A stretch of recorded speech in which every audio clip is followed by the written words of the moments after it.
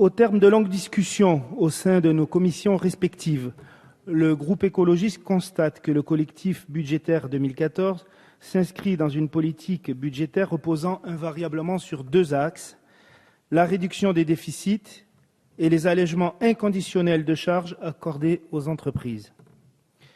Nous avons bien entendu le gouvernement réaffirmer la cohérence et la continuité. Il n'en demeure pas moins que nous sommes aussi face à une accélération sans précédent. Certes, une inflexion est apportée par l'allègement d'impôts sur le revenu des ménages, en particulier pour les revenus modestes. Mais le gel des prestations sociales, le soutien à des emplois faiblement rémunérés recouvre des risques. Une véritable évaluation de l'impact est encore nécessaire. La crise chronique que nous percevons à tous les échelons de la société nous impose une relecture ferme de l'ensemble des méthodes qui ont échoué, celles qui repoussent toujours plus loin, la mise en perspective d'un nouveau modèle de développement engageant la création d'emplois, la solidarité et la protection de notre environnement. Le pacte de responsabilité s'appuie sur un constat sans équivoque. Nous sommes face à un héritage lourd, forgé déjà par des exonérations, des cadeaux fiscaux répétés à l'envi pour le soutien du monde économique, et cela s'est accompagné d'une fuite en avant dans les déficits publics. Les chiffres parlent pour nous, puisque la droite nous a laissé une facture aggravée de 600 milliards. Deux rendez-vous électoraux majeurs ont fait entendre la voix de tous ceux qui se sentent abandonnés, relégués, incompris. L'aide inconditionnelle aux entreprises, doublée d'un gel des prestations sociales, porte le risque de l'accroissement de la précarité et des inégalités, et cela sans garantie d'efficacité en termes de création d'emplois. Aussi, le groupe écologiste exprime son incompréhension à voir persister un cap basé sur un système qui a montré toutes ses limites. Et on peut se poser la question, pourquoi la gauche, en responsabilité, réussirait-elle là où la droite elle-même a échoué ? Ce qui est à l'ordre du jour et en débat, c'est la baisse constante du coût du travail, credo récurrent des représentants du monde économique, encore ces jours-ci dans la presse, présenté comme le seul socle de relance de notre compétitivité, au risque de fracasser l'ensemble de notre architecture de protection sociale. Les exonérations de cotisations patronales existent depuis des décennies. A-t-on bien évalué le résultat en termes de création d'emplois ? En revanche, ce qu'on sait, et là c'est sûr, la distribution des dividendes des entreprises du CAC 40 ne cesse d'augmenter, plus 6% en 2013 pour atteindre 39 milliards d'euros.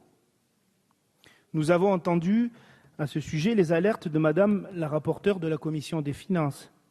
Les baisses de charges et d'impôts du pacte devraient augurer de 190 000 emplois à la fin 2017.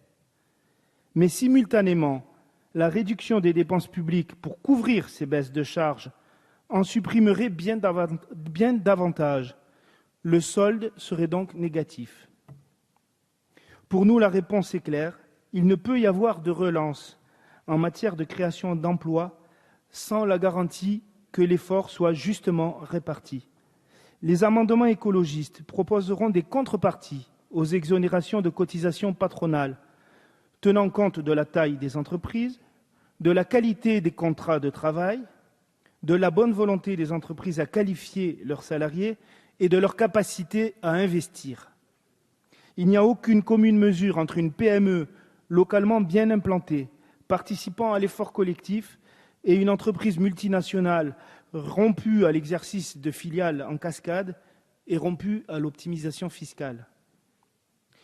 Nos propositions sont d'abord des garanties qui, loin de pénaliser, posent les termes d'impact social où la négociation dépasse les caricatures et tend vers un consensus sincère de mobilisation vers l'emploi.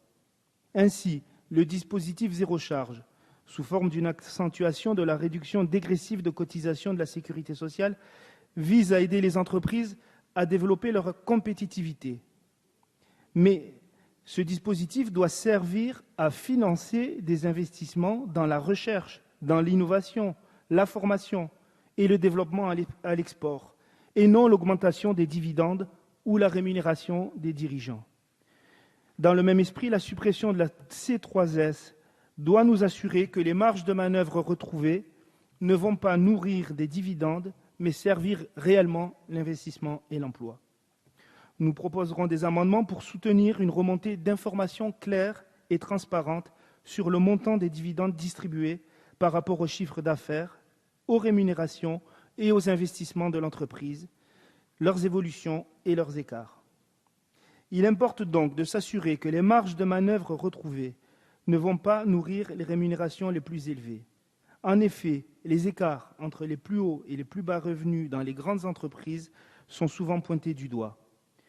En dernier lieu, il s'agit d'optimiser la dépense publique et les aides aux entreprises en luttant simultanément contre les pertes fiscales liées à l'optimisation fiscale agressive. Un autre sujet nous tient à cœur, c'est la sanctuarisation du financement de la branche accidents du travail et maladies professionnelles. Ça n'est pas qu'un symbole.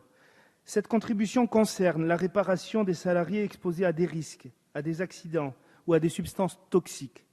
Son maintien serait un signe fort pour soutenir une politique de prévention à laquelle les entreprises doivent participer. Les délocalisations, les transferts de nos savoir-faire à l'étranger nous ont laissé souvent des friches industrielles polluées et aussi des hommes et des femmes gravement lésés dans leur santé. Nous ne pouvons exonérer le monde de l'entreprise de ses responsabilités en ce domaine. Plus globalement, nous soutiendrons également une modification de la CSG. Il convient de rendre cette contribution progressive. Un amendement vise à appliquer un barème progressif à l'ensemble des revenus assujettis à la CSG sans distinction, à l'exception des petites pensions qui continueront de bénéficier d'un taux réduit. Cette progressivité est instaurée essentiellement par l'abaissement des taux acquittés par les contribuables à revenus moyens ou faibles. Elle permettrait de faire bénéficier les ménages de 4 milliards d'euros de pouvoir d'achat rien qu'en 2015. Au moment où nous entamons le débat, je tiens à saluer l'écoute de notre rapporteur, Gérard Bapt, qui a accueilli avec esprit positif notre volonté et qui a partagé plutôt, puisqu'il avait un amendement dans le même sens, la suppression du gel pour l'allocation logement famille. C'est un signe positif. En conclusion, je voudrais rappeler les engagements que nous avons pris en 2012. Je cite, « Je favoriserai la production et l'emploi en France en orientant les financements, les aides publiques et les allègements fiscaux vers les entreprises qui investiront sur notre territoire, qui localiseront leurs activités et qui seront offensives à l'exportation. À cet effet, je modulerai la fiscalité des entreprises en fonction des investissements réalisés. Un autre engagement, je maintiendrai toutes les ressources affectées à la politique familiale. C'est autour de ce pacte que le gouvernement doit s'efforcer de maintenir sa majorité rassemblée et répondre ainsi aux attentes des Français. Merci.